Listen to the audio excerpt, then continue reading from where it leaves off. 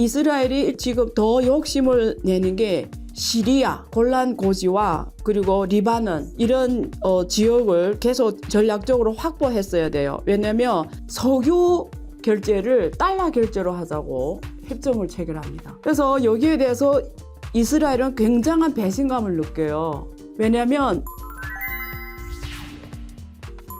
안녕하세요. 안유아의 앵글로 본 세상 안유아쇼입니다. 최근 세계의 화약가라고 불리는 중동 국가들이 주목받고 있는데요. 사우디와 이란이 지금 화해를 하고 있는 중에 또 새로운 소식이 들어왔습니다. 지금 사우디와 시리아도 지금 화해 제스처를 취하고 있습니다. 지난번에 이쪽 분야 전문가들 모시고 다양한 각도에서 그 문제에 대해서 풀어봤습니다. 오늘은 저희 시선으로 이 얽히고 설킨 중동의 문제들을 어떻게 봐야 되는지, 왜 그 중심에 중국에 있다고 말하고 있는지 제가 아주 쉽게 정리되게 말씀드리겠습니다. 지금 저희 앞에는 여러 개의 기사가 있습니다. 앞에서 제가 말씀드린데요. 사우디, 이란이요, 시리아와도 관계 정상화 합의, 연합뉴스 기사고요. 두 번째 기사는 이스라엘과 팔레스타인 갈등이 강화되고 있다. 왜냐하면 지금 이번에 이스라엘 총리가 이름이 네타냐후라는 총리인데 극우주의자입니다. 그래서 지금 팔레스타인의 지금 관계가 극으로 치닫고 있습니다. 그래서 이러한 것들이 중동에 지금 화해 제스처를 취하고 있는 국면에 오히려 또 불안한 요소를 더하고 있는데, 이런 기사를 읽으려면 무슨 문제인지를 알아야 돼요. 그래야 또 미래를 전망할 수가 있거든요. 요즘에 전문가들 얘기를 들으면 만약에 그 배경에 대해 모르면 들어도 머리에 남지 않고 우리가 살아가는 이 세상에 대한 준비가 잘 안 됩니다. 그래서 제가 안유한 시선으로 한번 편하게 풀어줘야 되겠다라고 생각하고 오늘 그 시간을 가지겠습니다. 중동 이러면 여러분들은 한 줄기를 먼저 알아야 됩니다. 그 줄기는 이스라엘은 면적이 아주 작은 국가죠. 면적이 당초에 1.46만 제곱킬로미터밖에 안 됩니다. 중국 북경시보다도 더 작습니다. 북경시는 1.6만 제곱킬로미터거든요. 그러니까 굉장히 작은 국가였고요. 근데 뒤에는 미국과 유대 자본들이 있습니다. 그래서 이스라엘은 지금 너무 작은 국가이기 때문에 항상 무슨 불안이 있냐면, 이게 너무 작다 보니까 미사일 하나 날아와도 전체 국가가 없어집니다. 그래서 이스라엘은 뒤에 미국, 그리고 유대 자본을 믿고 계속 영토 확장 정책을 펼칩니다. 그래서 지금 이스라엘 처한 지금 위치를 보면은 주변에 이라크, 이란, 요르단, 시리아 이런 나라들이 주변에 돼 있어요. 초기에 면적이 굉장히 작다가 후에 팔레스타인 국가가 굉장히 큰 국가였는데 이스라엘이 계속 영토 확장 정책을 펼칩니다. 그러면서 계속 팔레스타인 땅을 계속 수복합니다. 이게 초창기에는 팔레스타인이 엄청 큰 영토여서 지금 이스라엘이 거의 다 먹어가지고 오히려 거꾸로 됐어. 이스라엘이 큰 나라가 됐고 팔레스타인은 아주 작은 부분만 지금 남았습니다. 그래서 1946년에서 2000년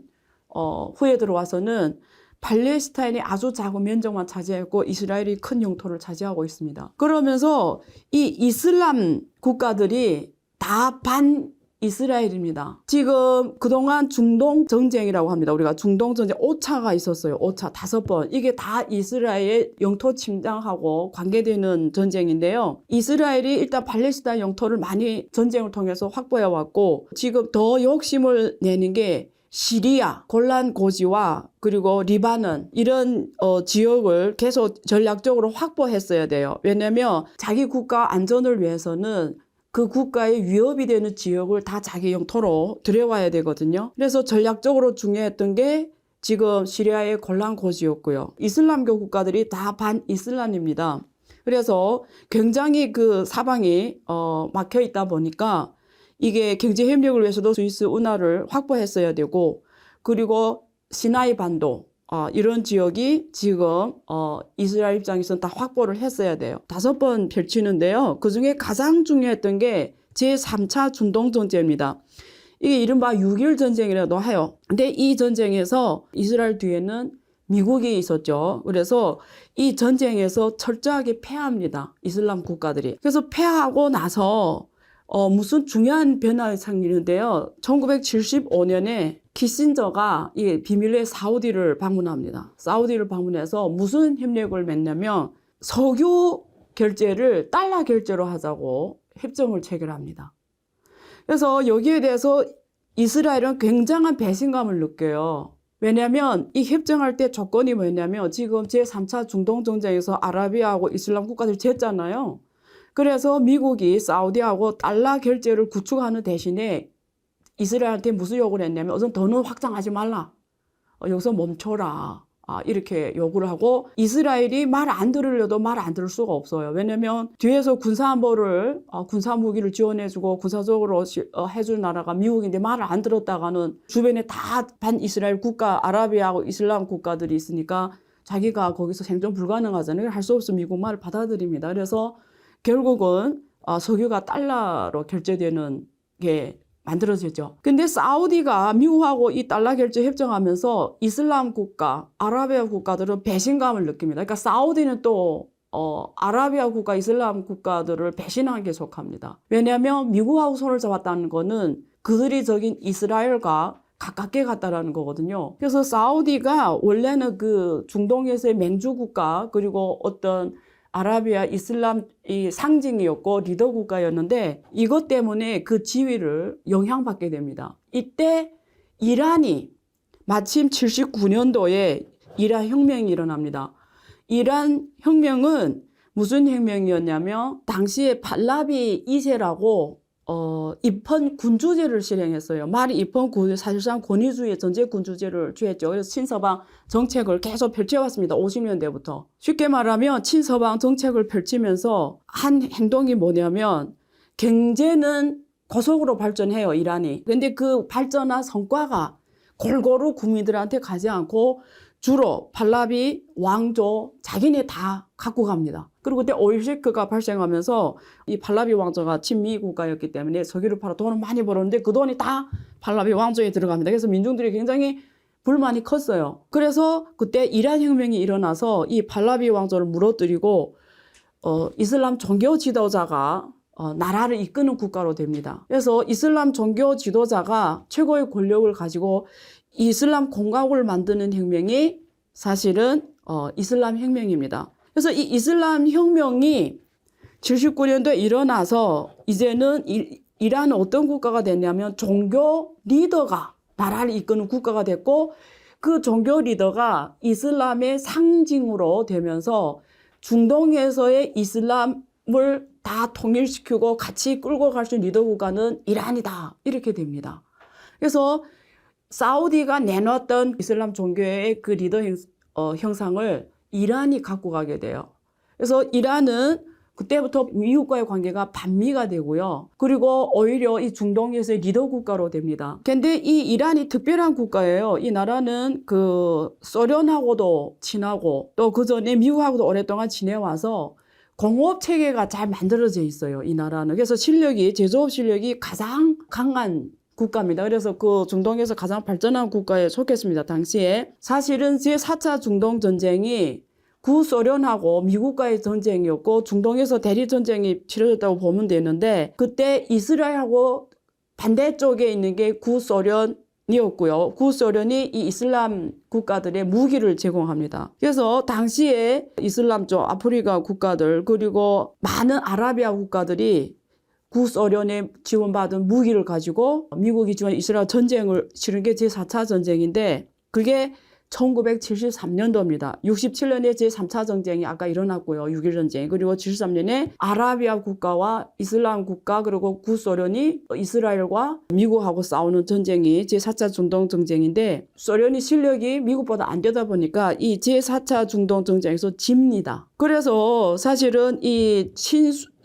소련 국가, 이슬람 국가들이 굉장히 난처한 상황에 처하게 되는 거예요. 그리고 사우디는 이미 미국하고 같은 선을 잡았기 때문에 이스라엘하고 가깝게 가는 이 상황이었고 이란은 이슬람의 반미 세력으로 그리고 중동의 리더 국가로 이렇게 서게 되면서 계속 제재도 받게 되고 쭉 오게 됩니다. 그래서 그 사우디와 이란은 이렇게 돼서 사실은 각자 중동에서 두 개의 호랑이처럼 대립하는 상황이었죠. 그리고 2016년에 사건이 터지면서 완전히 단교하게 됩니다. 그게 지금 이번에 북경에서 만나서 서로 화해 제스처를 하고 2개월 사이에 다시 회복하겠다. 지금 이렇게 나온 거고요. 그리고 지금 기사에 나온 그 팔레스타인 문제. 팔레스타인은 이스라엘에 계속 영토를 빼앗겨 왔기 때문에 여러 가지 충돌이 지금까지 계속 이어져 왔습니다.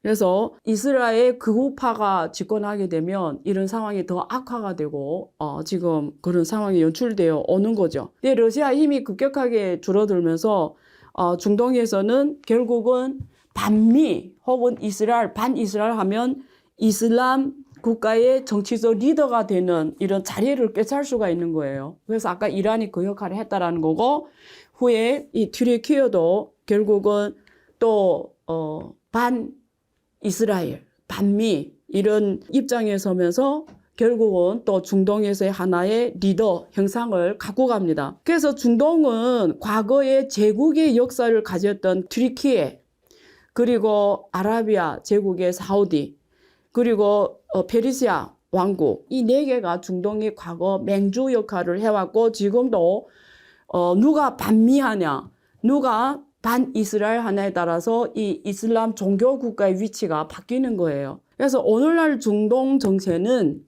이 이스라엘과 그 뒤에 미국과 정체 아라비아와 이슬람 국가들 간의 대치 상황입니다. 그래서 중동의 리더 국가 되려면 반이스라엘, 반미 이런 형상을 가져가야 되는 거고요. 그래서 지금 그런 상황이 있었어요. 근데 과거에 중동은 미국의 중요한 나라였어요. 주로 석유 때문에. 그래서 이란하고 사우디가 그 석유를 많이 공급하는 역할을 했는데, 결국은 2000년이 지나면서 미국이 셀가스 개발에 성공하고 에너지 독립국가가 되면서 중동이 많이 전략 가치가 떨어지게 됐습니다. 그리고 이스라엘하고 이 사우디 문제 처리하는 걸 보면서 미국이 왜 사우디와 달러 결제 협정을 했을까요? 사우디를 통해서 이스라엘을 견제하고 이스라엘 통해서 중동 국가를 견제하고 양손 전략을 취했던 거예요. 이게 미국의 전략입니다. 그래서 그걸 봐왔기 때문에 중동은 항상 뭘 걱정하냐면, 중동 국가들은 사우디도 그래요. 항상 이란이 핵으로 공격할까 봐 걱정하거든요. 이스라엘은 만약에 미국이 받치 안 줬을 때 이스라엘은 어떻게 자기를 지켜낼까? 그리고 옆에 시리아, 이렇게 계속 이스라엘에서 땅을 침범해 가잖아요. 뺏어 가잖아요. 그러니까 주변 국가들이 안보가 일단 해결이 안 된 거예요. 이스라엘이 계속 자기 영토 확장을 해가고 있죠. 그러다 보니까 이 중동 국가들의 제일 큰 1차 우려는 국가안보. 이게 1차 문제입니다, 이제. 두 번째는 이스라엘도 그렇고, 사우디도 그렇고, 국가안전. 그러니까 계속 이런 정책을 취해오고 있고요. 그 뒤에 미국이 받쳐줬고요. 미국이 군사안보 우산 역할을 해준 거고요. 이슬람 국가들은 또 반미 쪽에 있다 보니까 또 거기에 대해 항상 국가안보 문제가 있는데, 친미 국가들은 뭘 걱정하냐. 미국이 만약에 아프간에 철수했을 때 자기네 안보를 누가 지켜줄지. 그 다음에 이슬람 국가들은 만약에 친미 국가 이스라엘이 계속 영토 확장, 주변 영토 확장하고 뺏어가고, 그리고 사우디도 똑같이 만약에 미국이 철수할 때 어떻게 이 안보를 지킬 것인지, 그리고 사우디와 미국이 특히 민주당 때 불협화음이 큽니다. 인권 문제를 가지고 바이든이 사우디를 지적한 적도 있고, 이래서 사실은 항상 이게 군사안보를 확실히 받을 수 있을까에 대한 늘 불안이 있고요. 그리고 또 반대 세력에 있던 이 시아파 이란 같은 나라들이 어떤 막 드론을 통해서 막 거기 석유 공장을 파괴하거나 이러면 아예 밥줄이 끊이는 거잖아요. 그래서 사우디는 항상 불안해 있고요.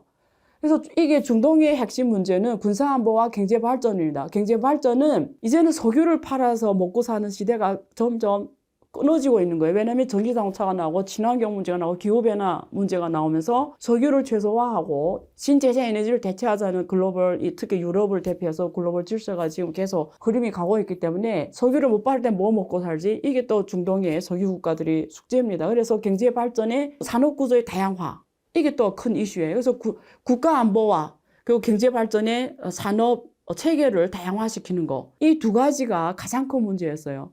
그래서 이란 같은 경우는 미국의 제재를 오랫동안 받으면서 경제가 거의 파탄이 나는 상황이었죠. 그래서 경제적으로 이제는 빨리 지금 회복이 되는 상황이고, 사우디는 지금 바이든 정부와 이런 불협화음을 겪으면서 이게 군사안보적으로 확실히 해줄 수 있는지, 나중에 미국이 패권주의를 이었을 때 어떻게 지킬까?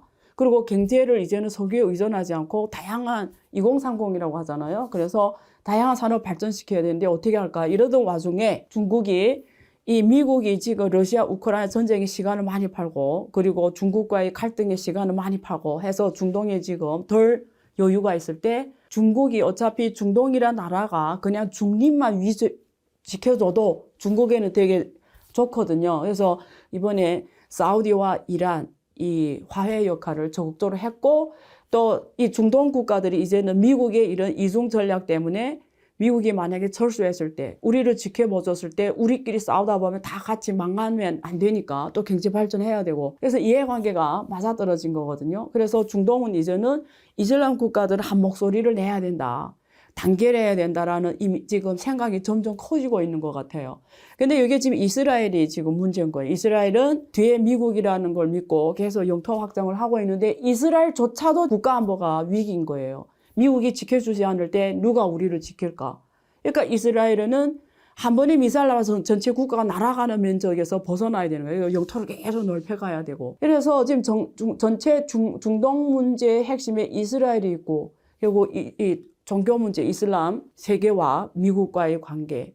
그래서 여기에 중국이라는 나라가 지금 적극적으로 외교 전략을 펼치면서 이들이 생각을 잘 읽었죠. 그래서 경제 발전에서는 합작을 강조해요. 그래서 중국의 제조업이 사우디의 이 네옴시티 건설에도 가장 필요한 거고요. 이란의 경제를 좀 더 안정화시키고 회복시키는 중국 경제가 가장 필요한 거고, 이스라엘조차도 지금 지리적 위치로 봤을 때는 결국 아시아 국가들하고 경제 협력을 강조해야 되거든요. 그런 스위스 운하가 필요하고요. 거기를 통해서 아시아 쪽으로 와야 되니까. 그래서 그런 면에서 지금 전반적으로 중동에는 두 가지 힘이 다 존재합니다. 일단은 이슬람 국가도 다시 한번 힘을 합쳐서 우리끼리 서로 죽이는 일을 하지 말자.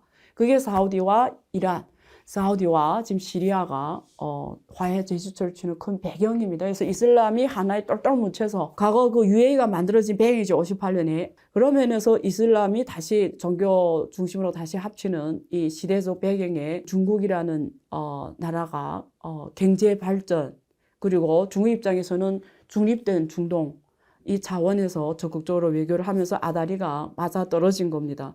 그래서 앞으로 중동 문제는 어떻게 될까를 전망해 볼 때 이스라엘 계속 봐야 돼요. 지금 팔레스타인 문제는 계속 지금 또 구호가 올라왔고요. 그래서 계속 갈 것 같고요. 그 다음에 중국과 이란, 중국과 사우디, 이게 기름을 가장 많이 수출하는 국가거든요. 그래서 위안화, 지금 위안화 대출을 해준다고 사우디에 지금 이번에 발표를 했잖아요. 그리고 러시아. 그래서 이건 다 에너지 공급가라서 중국한테는 중요한 국가고, 또 이 나라들은 제조업 다양화, 산업체계 구축해서 중국이 필요하기 때문에 이런 관계가 앞으로 미중 갈등 시대에 이 중동 국가들이 어떤 제스처를 취하느냐에 따라서 또 국제 질서가 달라질 것 같습니다. 그런데 영원한 우정도 없고 영원한 적도 없습니다. 시대적 흐름 속에서 자국의 국가 안보와 자국의 경제 발전에 가장 유리한 환경을 만드는 것이 모든 나라의 미션이고 중점으로 보는 거죠. 그런 면에서 중국이 지금 중동에 가장 필요하게 서 있는 거고, 중동의 입장에서는 중국과의 이런 관계를 이용해서 미국과의 협상에서 좀 더 전략적 우위를 차지하려고 하는 이런 박앤파워 역할을 하겠다라는 또 전략적 의도도 있습니다. 그래서 앞으로는 이런 맥락에서 중동 문제를 보면 어떤 기사가 나와도 여러분들이 왜 이게 나왔는지, 그리고 앞으로 어떻게 갈지 좀 더 전망하기 쉬울 겁니다. 2부에서 뵙겠습니다.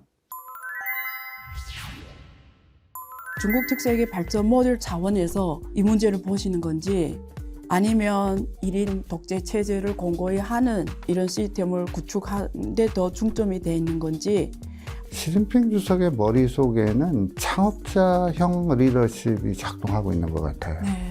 중국을 우려하게 보는 가장 두려운 게 뭐라고 생각하세요? 기본적으로 이제 네. 서양에서 강조하는 거는 네. 보편 가치잖아요. 그러니까 예를 들어서 홍콩 반환이나 이런 것도 홍콩의 중국화냐 중국의 홍콩화냐 얘기를 했을 때 리창에 대해서는 어떻게 보세요? 리창이 네. 참 특이한 인물이죠. 네. 이번 이제 양회에서 경제 성장을 5% 전후로 하기로 했잖아요. 저는 이게 굉장히 정치적인 메시지가 있는 것 같아요. 리창 띄우기 같아요. 최근 중국은 양회를 마쳤습니다. 올해 경제에 대한 전반적인 큰 그림과 기구 개혁을 진행했는데요. 대내외적으로 가장 관심을 많이 받았던 것이 중국의 리커창 총리를 대신해서 올라온 리창 총리가 앞으로 중국 경제를 어떻게 이끌어갈지 등등이 크게 주목을 받고 있습니다. 또한 이번에 미국에서 시진핑의 러시아 방문을 굉장히 반대했음에도 불구하고 시진핑 주석은 푸틴 대통령을 만나서 국빈 방문을 진행했습니다. 그래서 이 두 나라가 나온 성명에 대해서 어떤 의미를 가지는지 지금 많은 시장에서 관심을 갖고 있습니다. 앞으로 중국이 어디로 갈 것이며 그리고 국제 무대에서 미국을 대체해서 중요한 영향력 있는 한 축으로 성장할 수 있는지 이 두 가지 이슈를 가지고 전문가를 모셨습니다. 성균관대 성균중국연구소 이희옥 소장님 나오셨습니다. 네, 안녕하세요. 반갑습니다. 네, 그리고 한국외대 국제지역연구센터 강중영 센터장님 나오셨습니다. 안녕하세요. 안녕하세요. 네, 앞에서 제가 간단하게 배경 설명을 드렸는데요. 오늘 주제를 크게 두 가지로 제가 말씀 나누고 싶습니다. 하나는 중국 양회 회의에 대해서 두 분 전문가님이 어떻게 보셨는지 양회 중심으로 토론을 할 거고요. 다른 하나는 국제 무대에서 최근 사우디 이란이 지금 화해를 했고요. 또 이번에 러시아 방문을 둘러싸고 또 지금 여러 가지 움직임이 포착됩니다. 그래서 이 두 가지가 갖는 의미에 대해서 주로 말씀을 나눠보고 싶습니다. 우선 소장님은 이소환님 워낙 중국 연구를 많이 하셨고 또 최근에 나온 보고서도 제가 봤거든요. 성균 중국연구소 양회에 대해서 쭉 보고서를 지금 내보냈더라고요. 그래서 궁금한 게요. 이번 양회에서 우리가 주목해야 되는 거 지금 나온 결과 중에 이전 연도에 비해서 양회 결과들에 비해서 우리가 좀 달리 봐야 되는 게 어떤 게 있어요? 아무래도 이제 지난해 24 당대회가 있었으니까 네. 당대회가 이제 인사가 대부분 결정이 됐고 네. 이번 양회에서는 당대에서 결정한 인사 방침 네. 또는 정책 방침들을 이번에 확인하고 네. 구체적으로 어떻게 이제 집행할 것인가 하는 것에 대한 네. 단기적인 청사진을 보여준 거라고 볼 수 있거든요. 네. 큰 특징은 우리 예상대로 시진핑 중심 체제, 네. 1인 체제라고도 할 수 있고, 네. 집중 영도 체제, 이런 것들이 좀 공고화된 느낌이 있고요. 예. 그러다 보니까 이제 경제정책에 있어서도 저는 변화보다는 지속성에 좀 무게를 둔 것 같습니다. 지속성이라고 하는 건 어떤 지속성이죠? 리커창에서 리창으로 바뀌었는데, 예. 극지 하나만 빼면 예. 그냥 연속성이 더 강해 보이거든요.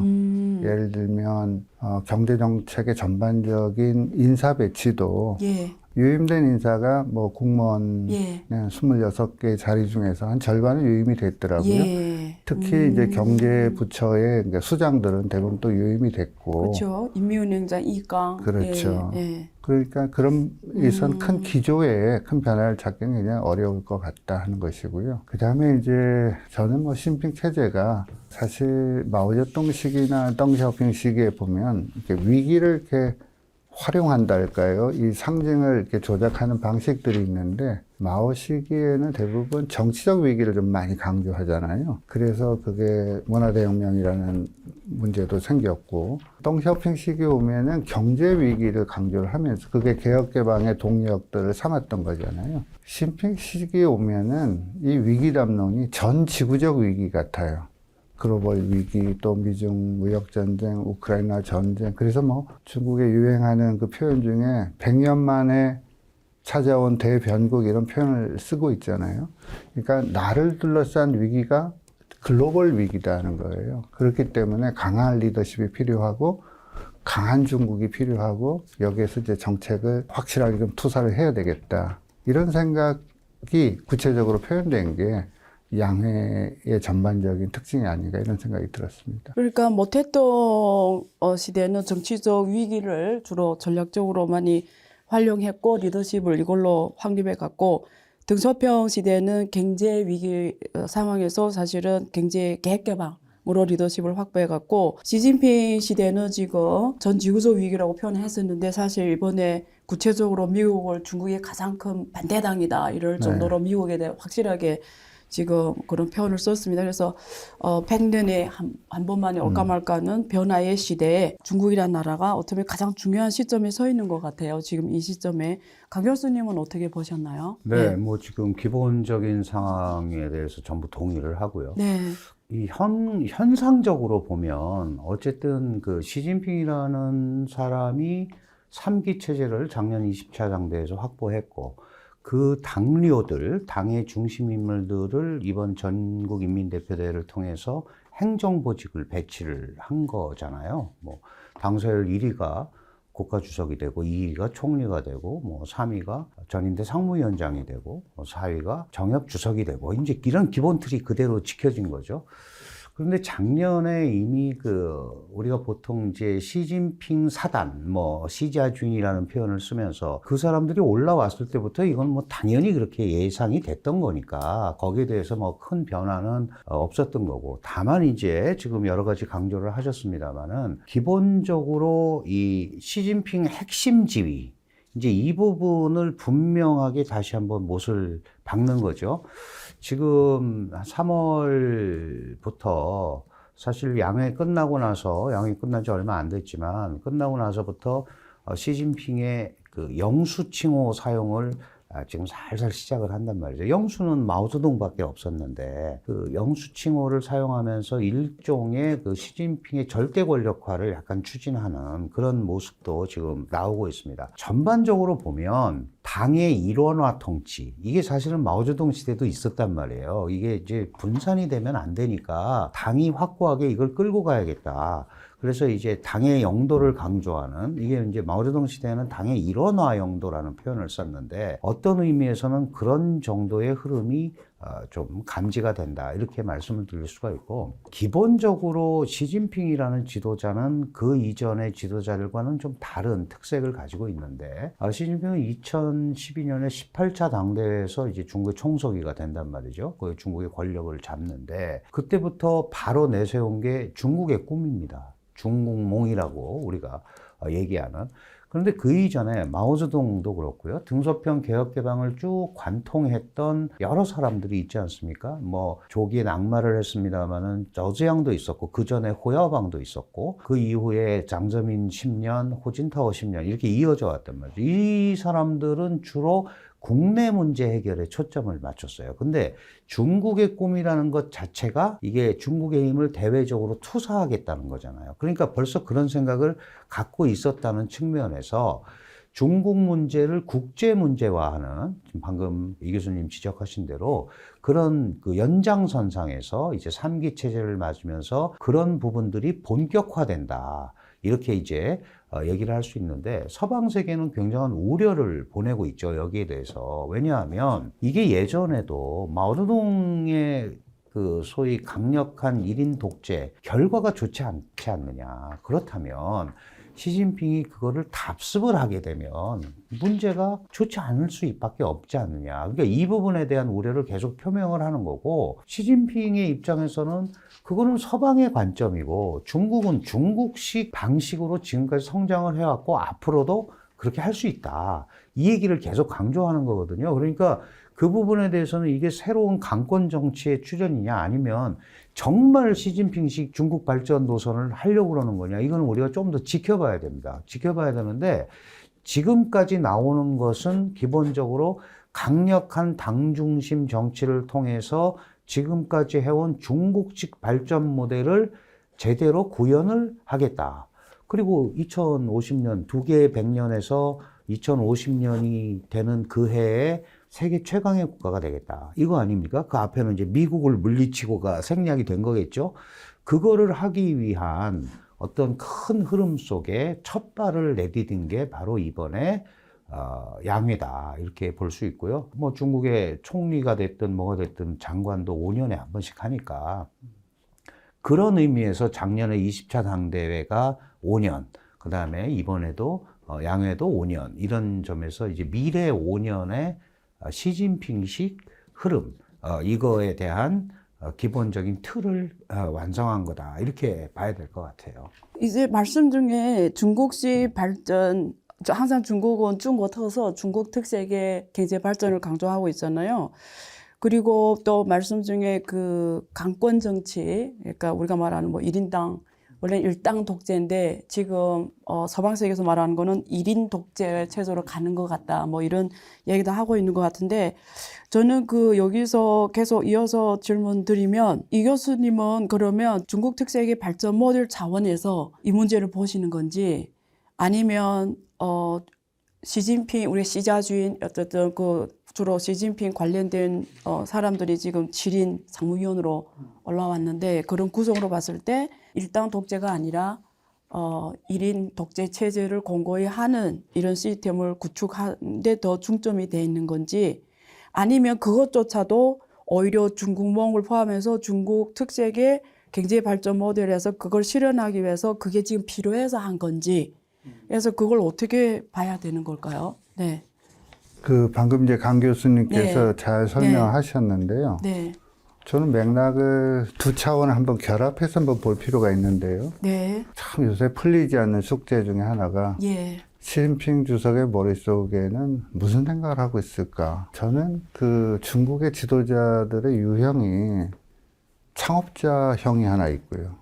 CEO형이 하나 있는 것 같아요. 창업자형과 CEO형. 네. CEO형이라고 하는 건 좀 전문 경영이잖아요. 네. 관리를 잘하고. 창업자형이라고 하는 것은 어떤 기업이든 국가를 만들어서 내가 주인의식이 굉장히 강한 거 아니고, 그리고 좀 장기적으로 이거를 100년 기업을 어떻게 유지할 것인가, 또는 100년 국가를 어떻게 유지할 건가, 그런 역사적인 미션, 이런 데 대한 그 문제의식이 굉장히 강한 게 좀 창업자 리더십이라 보는데요. 시진핑 주석의 머릿속에는 창업자형 리더십이 작동하고 있는 것 같아요. 네.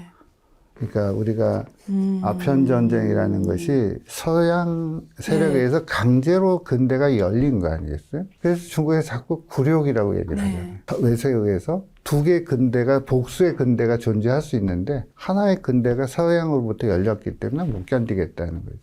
저는 그게 중국의 꿈으로 나타나고 홍콩 문제에 대해서 중국 정부가 굉장히 강압적인 정책을 썼던 이유들도 거기 있다고 생각이 되거든요.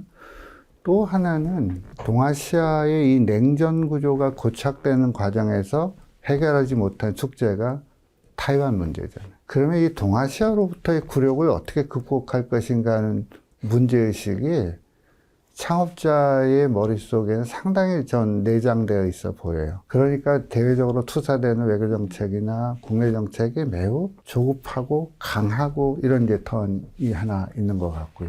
그리고 방금 이제 안 교수님께서 말씀하신 것처럼 발전 모델이라기보다는 큰 의미에서 이제 중국 모델이라고 할 수 있을 텐데 발전 모델보다는 좀 큰 개념이죠. 네.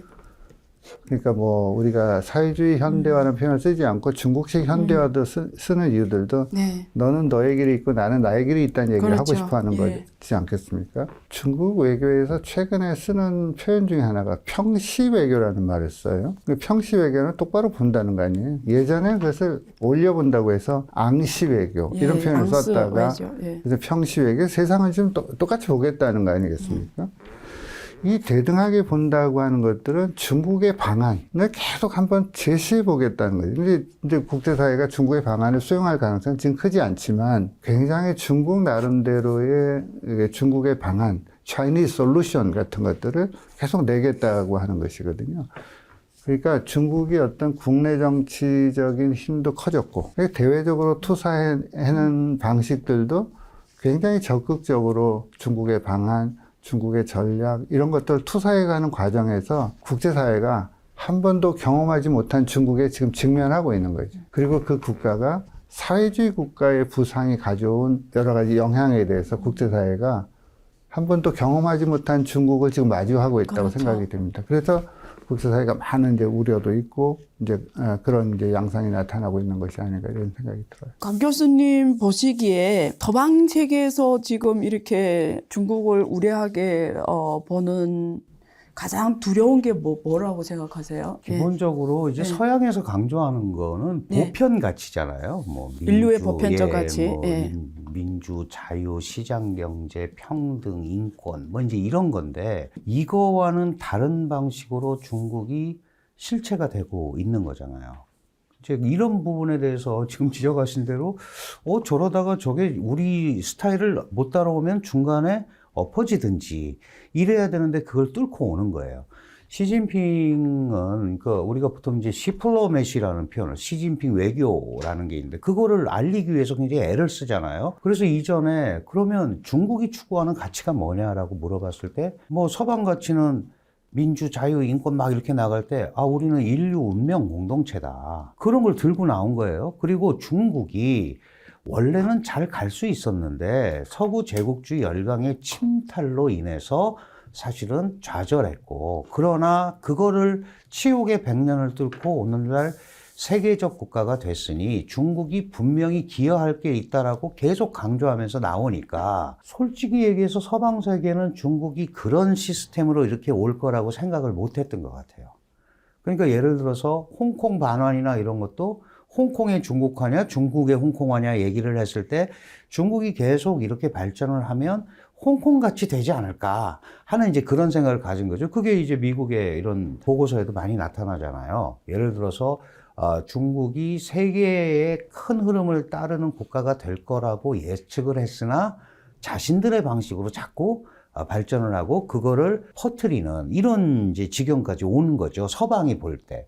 그러니까 중국식 발전 모델이라는 것이 성공하든 성공하지 않든 소위 서방 세계의 그동안 이데올로기나 이런 걸 그대로 지탱해왔던 이 틀과 대척점에 있는 겁니다. 그러니까 바이든은 그런 부분에 대한 것들을 규범화해서 억누르려고 중국, 러시아, 북한, 이란 이런 데는 늘 권위주의 정권이고 독재 정권이고 민주 가치를 공유하는 국가들끼리 민주 가치 동맹을 만들어서 그게 이제 우리가 소위 얘기하는 이제 자유주의적 국제주의라는 거예요. 뜻을 같이 하는 나라들이 모여서 규범을 만들어서 그런 나라를 끌어들이자. 그런데 시진핑은 그거에 대해서 우리는 우리대로의 발전 방식이 있다. 그리고 그거를 더 지켜봐 달라고 얘기하는 거고 그게 사실은 이번에 3년임하고 앞으로 4년임을 할지 어떻게 될지 아무도 모르지만 그게 시진핑의 큰 동력 중에 하나거든요. 내가 중국식으로 우리를 세계적 국가로 만들 테니 그리고 지금까지 이렇게 잘 오지 않았느냐. 그걸 가지고 당원을 설득했고 국민들이 거기에 전체 동의했는지 그거는 알 수가 없지나 기본적으로 그거에 대한 손을 들어준 게 작년에 총석이 3년임이었고 국가주석 또 이번에도 3년임. 예, 그거는 이제 바꿔놨으니까. 예, 국가주석. 예. 이렇게 오는 이런 흐름 속에서 결국은 기존의 국제질서 이 부분에 대해서 중국이 결정적으로 도전을 한다. 그거를 이제 서방 세계에서는 수종주의라고 표현을 하잖아요. 기존의 국제 질서에 대한 대항. 원래 예전에는 중국은 그렇게까지 보지 않았죠. 중국을. 근데 러시아가 그랬어요. 과거 소련. 그래서 수종주의라고 얘기했었고. 그런데 이제 수종주의 국가로서 중국이 떠오르고. 그러니까 작년 10월에 나온 바이든의 국가안보 전략 보고서는 첫 번째 경쟁자가 바로 독재와 수종주의를 지향하는 중국이 첫 번째 경쟁자다라고 딱 지목을 했잖아요. 그러니까 그런 부분이 더 커지면 도전 세력이 될 거기 때문에 그게 진정한 도전 세력이 되기 전에 제압을 해야겠다. 그러니까 다양한 형태로 대중 압박이 전개되는 거죠. 중국은 이 틈에 저걸 뚫지 않으면 미국을 극복하지 못한다고 생각을 하고 있고 저걸 그냥 놔두면 중국이 거대 실체가 돼서 미국을 비롯한 미국은 물론 자국이 제일 큰 위주겠습니다만은 서방의 소위 민주 진영이 피해를 본다라는 생각을 하면서 압박을 하고 그래서 이런 싸움이 계속 갈 수밖에 없고 기본적으로 중국은 그걸 뚫으려고 하기 때문에 이제 미중 갈등은 변수가 아니고 상수화된 그런 상황이다. 이렇게 말씀을 드릴 수가 있습니다. 그러면 그런 상황을 중국이 뚫으려면 이 교수님 말씀대로 창업자형 리더십이 있어야 되는데 창업자형 리더십이 있으려면 이번 양회 내용을 보면 기후 계획이 엄청 크게 일어났습니다. 그죠? 그리고 가장 강조한 게 과학기술이거든요. 특히 반도체로 원천 기술 확보. 그래서 이런 서방의 지금 과거에 서로 사실 미국도 중국의 기대를 엄청 했지만 이제는 중국식으로 간다는 게 너무 보이기 때문에 여러 가지 기술 억압이라든가 이런 거 하고 있단 말이죠. 그러니까 중국을 뚫고 나가야 되는데 그러기 위해서는 선수들을 잘 뽑아야 되고 그렇기 위해서는 기관 계획도 맞춰줘야 되고 그래서 이번에 그런 게 뚜렷하게 보인 것 같습니다. 그래서 하나는 인사 하나는 우리가 지고가이가 이렇게 기고 그래서 교수님 보시기에 일단 인사 측면에서는 리창이라는 사람이 올라왔는데 그냥 편하게 우리 얘기 나누면 리창에 대해서는 어떻게 보세요? 리창이 네. 참 특이한 인물이죠. 네. 중앙의 경력이 사실 없고 네. 지방에 아주 고위 간부로 쭉 성장해 왔잖아요. 근데 이 사람의 이력을 쭉 추적해 보면은 대부분 이제 경제가 좀 활성화된 지역에 당뇨 생활을 오래 했잖아요. 그렇죠. 절강성, 복건성, 예, 이런 그러다 쪽에 보니까 있었죠. 예. 상대적으로는 시장에 대해서 조금 친화적인 성격이 있고, 아, 시장 친화적, 예. 그다음에 기업을 유치하는 데도 굉장히 적극적이었고, 또 그러다 보면 뭐 그 절강성이라는 데가 또 혁신의 굉장히 중요한 아이콘이죠. 아이콘이기 때문에 그런 혁신이라든지 또 기업가 정신을 강조하고 개인으로 보게 되면은 이분이 완전히 뭐 신핑 체제의 그 정치 노선의 어떤 좌편향이랄까 이런 것들은 좀 아닌 것 같아요. 오히려 반대쪽에 있네요. 네, 예. 네. 그런데 이제 문제는 이분이 우리 중국 정치의 서열은 따로 없지만 기본적으로는 총리가 지금 형태적으로는 관행상 서열 2위가 됐잖아요.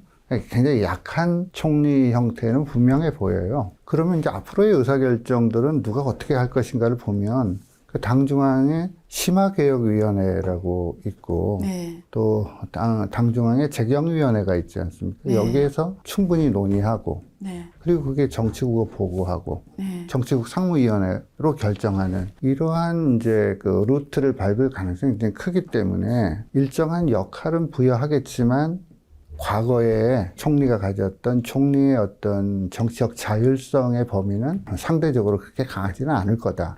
이렇게 보이는 것 같고요. 그래서 저는 이번 이제 양회에서 경제 성장을 5% 전후로 하기로 했잖아요. 저는 이게 굉장히 정치적인 메시지가 있는 것 같아요. 리창 띄우기 같아요. 네.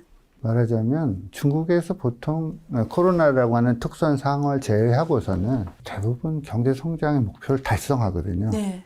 리커창 때 못했잖아요. 네. 리창이 새로 부임하면서 일테면 경제적인 업적 정당화, 그러니까 퍼포먼스 레지터머시를 강화해 줄 수 있는 장치로 5% 성장을 한 것 같아요. 안전하게, 확실히 안전하게. 달성하게. 네. 지방들도 대부분 다 그렇게 보수적으로 성장 목표를 올렸잖아요. 잡았더라고요. 네. 네. 그러면 일단 리창 띄우기를 하면서 외부에서는 이렇게 시장 친화적인 메시지를 계속 주려고 하지 않을까 하는 생각이 들고요. 최근에 벌어지고 있던 중국에서 뭐 여러 가지 포럼이나 이런 데서 행한 리창의 연설을 보더라도 네. 외자 개방적이거든요. 네. 뭐 예를 들면 뭐 지난 10월 달에 발표한 그 조치를 보면 외자 기업들이 IPO도 할 수 할 수 있고 있게, 예. 회사채도 발행하고 뭐 토지도 그냥 계획 개방 시기처럼 제공해주는 그런 조치를 취하는 거를 리창을 통해서 지금 발신하고 있거든요. 네. 그래서 리창은 과거의 총리가 갖고 있는 자율성에서는 상당히 제약돼 있지만 기본적으로는 시장 친화적이고 외자 친화적인 정책을 추진할 가능성이 굉장히 높아 보이고 그 컨트롤 타워는 결국 시진핑을 중심으로 이끌어가지 않겠는가 이렇게 이제 보여지는 부분이 하나 있고요. 기구 개혁도 그래서 중국이 지금 국력의 한계 때문에 미국과 이렇게 강대강으로 맞선다고 하는 것들은 불가능하지 않습니까? 뭐 군사력의 한계도 있고 경제도 성장하고는 있지만 경제 질, 말하자면 잉여 국력, 이 서플러스 파워는 한계가 있거든요. 먹고 쓰고 남아야 진짜 국력인데 한계가 있고 에너지 거버넌스 취약하죠. 또 사회적 정치적 리스크 있죠. 인구 나쁘잖아요. 구조가. 그리고 혁신 역량 떨어지죠. 소프트 파워 떨어지죠. 그러니까 중국이 전체적으로 보면 명목 GDP가 이렇게 늘어가는 것과는 상관없이 네. 국력의 규모가 네. 뭐 강대국으로 가기는 아직 한계가 뚜렷하다. 네. 그렇기 때문에 이 미중 간의 이 전략 경쟁 속에서 참호를 파는 것 같아요. 이렇게 깊숙이 참호를 파고 거기서 장기전에 지금 대비하는 그런 형태로 가는데 관건은 이제 과학기술의 분야 이고 과학기술의 컨트롤 타워를 좀 만드는 것들이 가장 시급한 거죠. 그러니까 뭐 이번에 그 인사 조치를 보면 뭐 빅데이터 같은 것도 굉장히 크게 강조를 하고 있던데요. 네. 지방에는 이미 빅데이터 국이 다 만들어져 있잖아요. 네, 근데 수주에. 중앙이 네. 없었거든요. 네. 그래서 중앙이 컨트롤 타워를 만들고 네. 과학기술도 보면 뭐 AI나 빅데이터나 뭐 또 5G, 6G로 일컬어지는 통신 장비, 퀀텀 컴퓨팅, 뭐 중국판 GPS라고 알려져 있는 베이도 이런 것들은 상당한 수준의 기술의 진전이 있거든요. 그런데 반도체가 산업의 쌀이라고 하는 반도체가 모든 부분을 쥐고 있으니까 미국은 반도체 사다리를 걷어차려고 할 거고요. 중국은 속수무책인 상태에서 최대한 납작 엎드려서 미래를 준비하는 쪽으로 가겠다. 그게 저는 경제정책, 기후 개편, 인사배치 이런 것에 드러나 있는 그런 내용이라고 생각이 되고요. 그 다음에 이렇게 그냥 너무 수세적으로 가면 국민들은 시진핑이 이렇게 강력한 리더십이 아닌 것 같아요. 그러면 시진핑이 대외적으로는 옛날에 그 규칙을 따라오는 룰 팔로우에서 룰 세터가 뭘 할 수 있는지를 좀 묻고 있는 것 같거든요. 그래서 요새 이제 얘기되는 것들이 글로벌 중국말로는 안치엔이라고 하죠. 글로벌 안보 이니셔티브 개념 문건을 2022년도에 작년도 봄에 버거 포럼에서 시진핑이 얘기한 게 글로벌 안보 이니셔티브 개념 문건이라는 걸 발표를 했는데 이것이 핵심은 내가 중재 역할을 열심히 해보겠다는 거예요. 그래서 요새 뭐 사우디하고 네. 이란 중재도 그렇죠. 하고요. 러시아에 가서, 예. 전쟁 와중에서 그렇게 하겠다는 거 아닙니까? 이 중재자의 역할들은 내가 과거에는 미국이 깔아놓은 판 안에서 움직이는 중요한 행위자였는데 이제 나도 뭐 중국적 방안을 국제사회에 한번 시도해보겠다. 이제 그런 메시지를 계속 내고 있는 것이 두 측면이 저는 공존하고 있다고 생각이 들어요. 저는 그 리창이라는 사람이 지금 가장 중요한 시기에 총리로 올라왔고요. 또 리창이라는 사람이 자기 이 중국의 이 100년 만에 한 번 있을 만한 운명에 지금 앞에 섰는데 이 사람이 권한이 어느 만큼 큰 걸 떠나서 반드시 해야 되는 거는 중국의 기술 굵기거든요.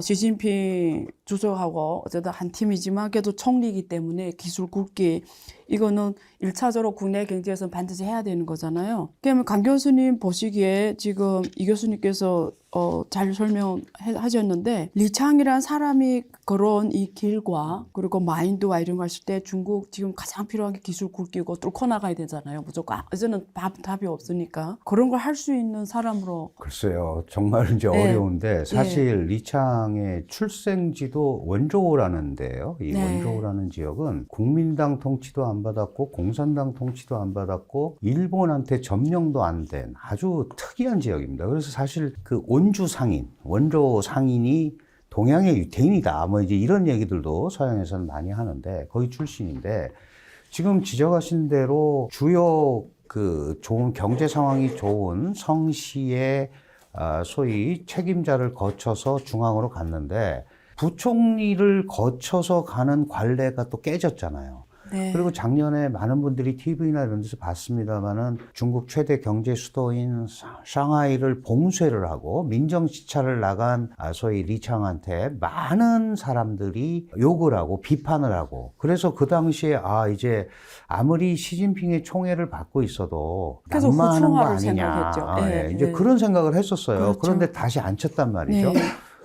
다시 앉혔다라는 것은 무슨 의미냐 하면 그래도 기회를 주겠다는 거예요. 그러면 그 두 가지 면에서 우리가 생각을 해볼 수가 있어요. 하나는 지금 우리가 소위 그전에만 해도 중국의 정치체제는 당 총서기와 국무원 총리체제 이렇게 얘기를 했잖아요. 그래서 잘 아시다시피 총서기와 총리, 그럼 뭐 호진터 원자바오 체제, 그럼 뭐 장저민 주롱지 체제 이렇게 얘기를 했었는데 시진핑 1기 때 시진핑 리커창 체제 하다가 2기 때부터 시진핑 체제로 가버렸잖아요. 그러니까 총리가 과거의 실세 총리에서 이제 완전히 실무형 총리로 바뀌었단 말이에요. 그런데 실무형으로 바뀐 거는 좋은데 문제의 핵심이 뭐냐면 시진핑이 정말 리창의 말을 제대로 듣고 리창이 그런 의지가 있다면 지금 이 교수님 지적하신 대로 시장 친화적이고 정말 기업 그다음에 대외 개방 이런 데 대해서 훨씬 더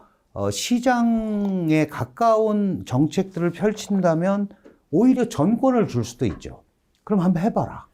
이렇게 밀어줄 수도 있습니다. 아니면 그렇게 해서 혼란해지는 것이 두려워지면 우리가 뭐 같이 모아서 의견을 내서 하자. 그렇다면은 정말 리창은 우리가 생각하는 그 시장 친화적이고 기업 친화적이고 이런 부분의 역할을 못하고 소위 정부의 정책 결정을 그대로 옮기는 그야말로 실무형 총리가 될 수도 있거든요.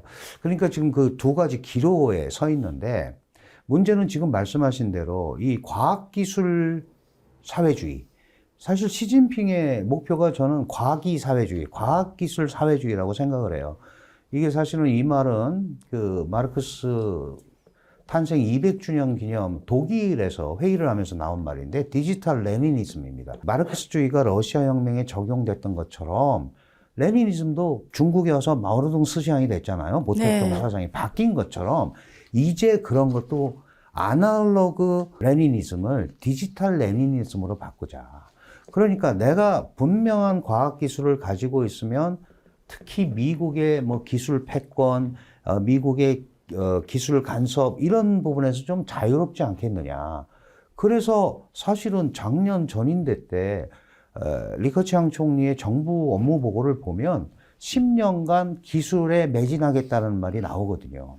그러니까 결국 과학기술 입국을 통해서 이 어려움을 뚫고 가겠다라고 얘기를 하는 거예요. 근데 문제는 상당히 많은 기술들이 결국은 원천 기술들이 미국에 있고, 물론 그게 중국에 와서 중국이 새로 개발해서 세계 최강의 기술을 가진 것도 많습니다. 예를 들면 양자역학이라든가 슈퍼컴퓨터라든가 이런 부분은 미국이 오히려 못 따라올 정도로 됐단 말이죠. 그런데 지금 말씀하신 대로 반도체 이거는 중국이 잘 안 되는 거예요. 그러니까 그 부분을 계속 압박을 하는 거죠. 그런데 그걸 뚫고 넘어가야 되는 겁니다. 특히 중국이 계속 2025 계획이라는 거 있잖아요. 그 과학기술 발전시키겠다. 메이드 인 차이나 2025, 중국 제조 2025에 이거를 내놨을 때 미국이 강력 반발을 했습니다. 그러면 다 훔친 기술 갖고 하겠다는 거 아니냐. 그러면 중국에서는 뭐라고 그랬냐. 아니 그럼 당신들만 1등 하라는 법이냐. 우리도 개발해서 우리도 올라가야 될 거 아니야. 그거야말로 중국에 대한 산업 간섭이다. 발전 방향 간섭이다. 이렇게 얘기를 했어요. 그러니까 그 부분을 중국도 알고 있습니다. 그러면 예를 들어서 우리가 산업혁명을 쭉 보면 영국에서 1차 산업혁명이 일어났고 미국에서 전기기관차가 발명되면서 2차 산업혁명이 일어났고 컴퓨터 발명으로 3차 산업혁명이 일어났는데 중국은 지금 절박하죠. 세계 최강의 국가가 되고 미국을 능가하는 국가가 되려면 소위 AI 혁명으로 불리는 4차 산업혁명의 어떤 형태로든 간에 앞선에 서야 되는 거죠. 그러다 보니 다양한 형태로 이걸 추진을 합니다. 그런데 아시다시피 원천 기술이 없다 보니까 미국이 통제를 계속 받게 되거든요. 리창 총리의 이 가장 큰 향후의 업무는 대외 개방을 지속하면서 서방 국가의 기업들을 계속 유치하고 그 연계를 통해서 기술 부분을 통제당하지 않는 그런 흐름으로 가지고 가는 이런 부분을 어떻게 만들어내느냐. 많은 사람들이 걱정은 하지만 오히려 그런 부분에 대해서 리창의 독자성이 있을 수도 있다. 그렇게 하지 않으면 중국은 집단 지성이 아니고 집단 자기들 지키기에 이 몰입이 되는 상황으로 갈 수도 있기 때문에 그 부분에 대해서는 약간의 공간을 열어주지 않을까라고 생각이 되는데 문제는 이제 정말 중국이 갖고 있는 원천 기술들, 없는 원천 기술들을 어떻게 유지하면서 가지고 가느냐. 저는 지금 상황이 좋지는 않습니다. 중국이. 그리고 뭐 그게 리창 혼자서 원한다고 되는 것도 아니죠. 다만 이 정치국은 24명 중에 보면 시진핑과 직접 개인적 관계가 없는 한 6분 정도의 테크노크라트들이 있거든요. 다 시리아주의라고 얘기하지만 아닌 사람들도 있습니다. 이런 사람들이 이걸 어떻게 잘 끌고 가느냐가 핵심이고 이번에 전인대 그 예산안에도 보면 R&D 항목은 빠져 있어요. 그럼 이제 미국의 견제를 받을 거니까. 근데 나중에 이 반도체 부분에 1조 위안 그러니까 한 200조를 따로 투입하겠다고 또 얘기를 했거든요. 그러니까 앞으로 계속 이 과학기술 입국을 위해서 굉장히 애를 써서 갈 거다. 그러나 상당한 미국의 견제와 압박이 지속될 거다. 근데 그걸 뚫지 않으면 중국이 갈 수 없기 때문에 그런 노력을 계속 해나갈 수밖에 없는 그런 상황입니다. 워싱턴 포스트가 이런 말을 했거든요. 이 리창은 반 시진핑이다. 막 이렇게 해서 리창을 막 띄우려고 하더라고요. 이러면 서방 세계는 시진핑을 완전히 적으로 보지만 리창을 갖다가 감히 이 시진핑한테 바른 말하는 사람은 관료다 이런 식으로 내용이 나간 게 있어요. 근데 지금 이제 이서준 얘기 이래 듣고 또 강 교수님 얘기 들으면서 그러면 중국에서 서로 시진핑 주석과 이런 혹시 이런 타협을 보지 않았을까요? 그러니까 시진핑 주석이 올라와서 주로 우리 보기에 많이 좌쪽으로 갔단 말이에요, 이미지가. 근데 지금 와서 다르게 하기에는 좀 이게 연착륙이 어려우니까 그러면 자기의 제일 측근이 믿는 리창이란 사람이 사실 이 사람이 그 백그라운드를 보니까 홍콩 이공대 지혜관리 거기 석사를 했는데 이 사람이 이제 원조론 완전 이 자본주의 피가 진하게 흐르는 대표 사람인데 이 사람 뱃속에는 엄청난 시장주의가 있는 사람이란 말이죠. 그래서 제 생각에 중국 경제가 지금 굉장히 어렵고 힘드니까 또 지금 기술 돌파를 해야 되고 원천 기술 돌파를 해야 되고 이러면 민간 기업이 꼭 필요하거든요. 그리고 외자 기업이 꼭 필요해요.